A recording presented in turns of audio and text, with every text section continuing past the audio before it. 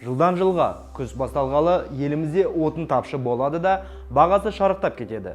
Егін жинау науқан алдында әдеттегідей Павлодар мұнай өңдеу зауыты жөндеу жұмыстарын жүргізу үшін жабылады да тапшылық аса сезіле бастайды. Қазірдің өзінде Алматы, Шығыс және Батыс Қазақстан облыстарында дизель жетіспеушілігін аңғаруға болады. Армағайын, арнада қара жәшік, сіздермен бірге Қали Әубәкіров.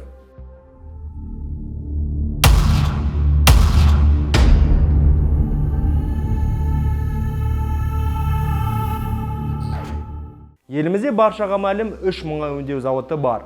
Атырау, Шымкент және Павлодар. Олардың мұнай өңдеу қуаты Қазақстанды қажетті отынмен қамтамасыз етуге толық қауқары жетеді. Сәйкесінше, елімізде дизель не басқа отын түрінің жетіспеушілік сияқты мәселе туындамауы керек. Бірақ, әрбір жылы тура көктем мен күз мезгілдерінде ауыл шаруашылықта аса пайдаланатын дизель тапшы бола қала береді. Демек, бұл мәселенің себеп пен салдарын іздегенде біреу қасақана жасап жатыр деген ой туындайды. Ал сіздер қалай ойлайсыздар?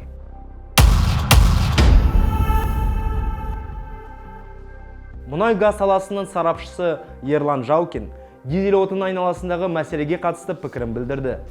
Мәселе зауыттан жанармай жеткізу динамикасына және жекелеген облыстар мен республикалық маңызы бар қалалардағы отын қорына байланысты. Қай өңірде қор аз болса, тапшылық та сол жерде болады. Қазір Қазақстанда бензин мол, бірақ дизельге қатысты мәселе әлі шешілмеді. Жүйелі шешім жоқ. Уақытша өрт сөндірумен ғана айналысып жатыр.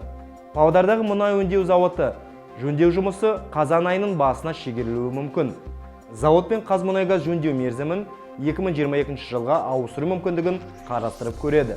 Бірақ бұл шарада мәселені 100% шеше алмайды, дейді сарапшы.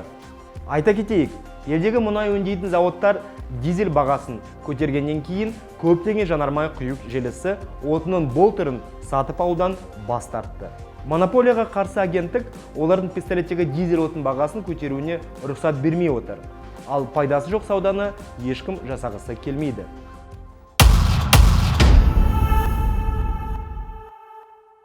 Қорытындыға келгенде, дәстүрге айналған дизель отынның тапшылығы мен бағаның шарықтауы ауыл шаруашылығының дамуына теріс әсерін тигізеді сөзсіз.